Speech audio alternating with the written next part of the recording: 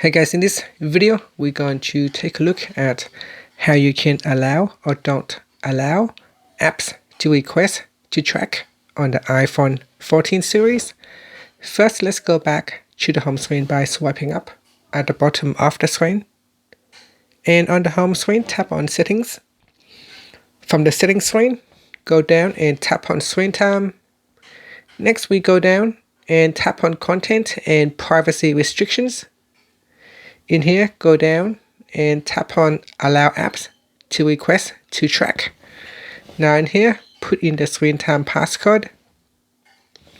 Next, you can choose Allow Changes or Don't Allow Changes. And instead of disallowing changes disables the settings below and prevents new apps from requesting to track your activity across other companies' apps and websites.